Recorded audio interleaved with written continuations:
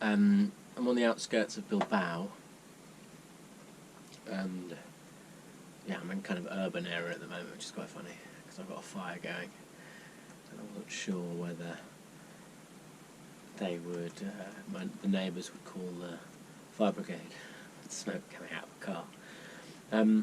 But yeah, I've made it to Spain. I'm kind of on the hunt, and it's been quite an interesting bit of a roller coaster. So the first week of like really searching for land to buy, I was just getting so much like so many negative vibes from estate agents essentially who I was speaking to, saying, "Oh no, you can't buy land, can't build anything on agricultural land. No, your project it just won't work. It doesn't sound like it's going to work." And I was just really bummed out. I was looking at all these beautiful places, but not just kind of thinking, "Oh, flipping it. Well, maybe I can't do anything." Anyway, it's just amazing how your fortunes can change. Because I then turned up at a surf spot in a bit of a funk.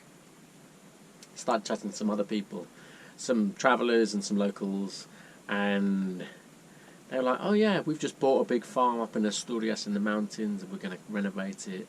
Oh yeah, I've just bought a ruin, and we're going to rebuild that.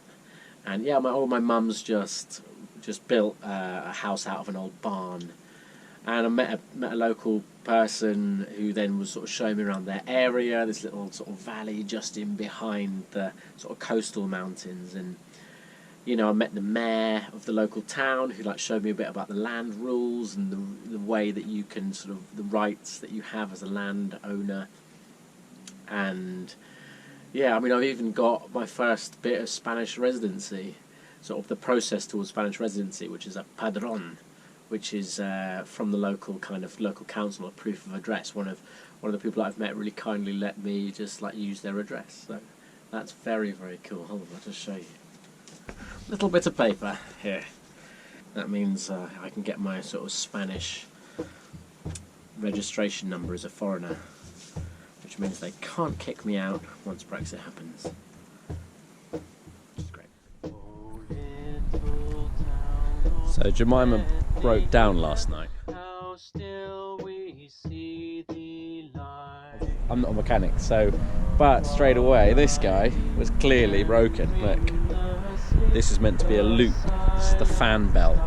At least I know what it is. I've got a spare one, like an old one, but it is still in one piece.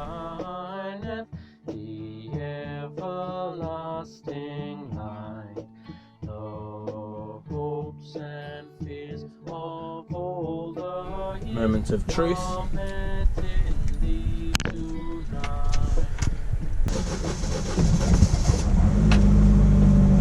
Let's see how she's running.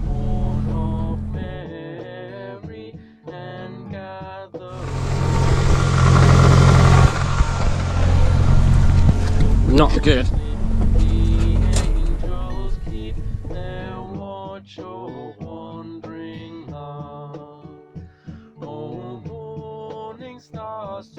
Together proclaim the holy birth, and praises sing to God the King, and peace to men on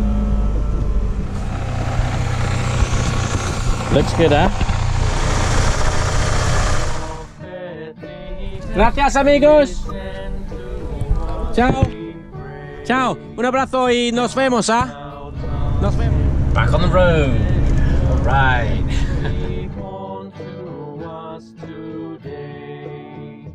We hear the Christmas angels, the great glad tidings tell. Oh, come to us, abide with us, our Lord Emmanuel.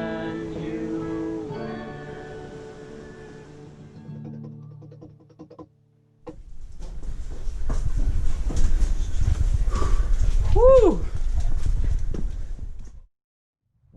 My name is Ben Palmer-Fry, and these are my Rewilding Diaries. Please prepare me to be a sanctuary. I'm on the road in my camper van Jemima, with my dog Otto, exploring wild places, finding wildlife, getting a taste for what a more self-sufficient, more adventurous, but more peaceful life is like. Sanctuary for you. Please prepare me.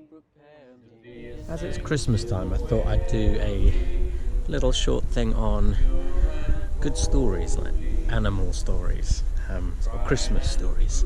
And I think the first thing that would be interesting would be, I spent a bit of time with a friend in Cantabria, and she rescued a little hedgehog one evening, which was very sweet. He called Pincher.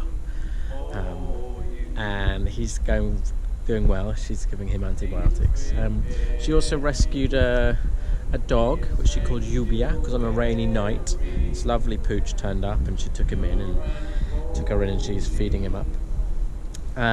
Also, a few weeks ago, I found a very poorly dog in an awful enclosure, and he was in an awful condition with dreadlocks, and I just made a few phone calls to try and see if I could do something about it, and he eventually, actually, the next day, this person went and actually rescued him, and took him to a new home, took him home with her, and she's looking after him, and he's doing really well, and she's actually set up a animal dog rescue business based on him, and she's called him Pancho, so that makes me very, very happy.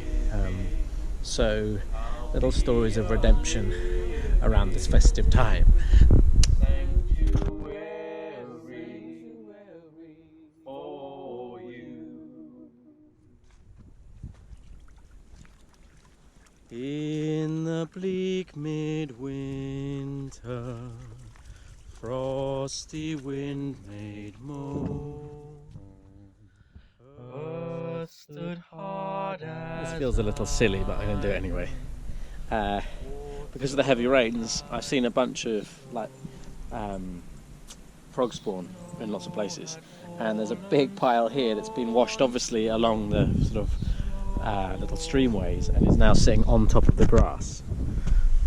So, you can see inside, you can see all the little tadpoles moving and developing, so I'm just going to move it into the water, maybe into a slightly cleaner bit. What can I give him, poor as I am?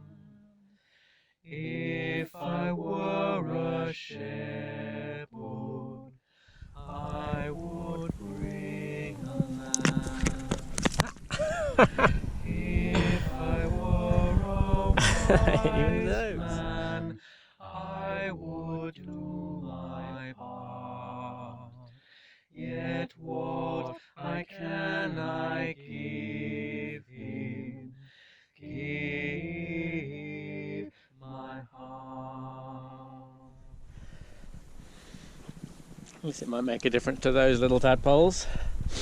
Gosh, I remember my dad telling me a story about my mum, and they were, I think, somewhere in the States, and there was after a big storm, there were literally thousands of starfish all on the beach, having been washed off the rocks, and you know, a lot of them were still alive, but they were, you know, stranded on the beach, and they weren't going to survive very long.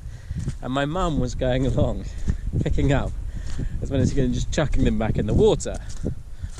And my dad was like, there are thousands of them, like, you know, what difference is it going to make, you know, you chucking a few back? And my mum picked up one, chucked it in the water, and said, well, it made a massive difference to that one.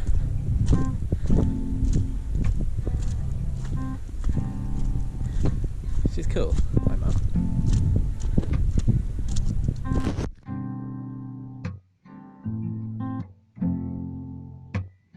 Whoever said van life had to be basic. Got a good spread here. Guess the odd one out.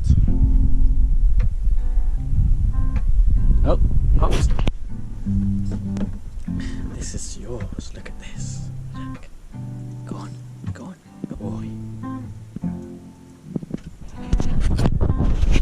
Christmas, all my lovely friends and family, from me and Otto.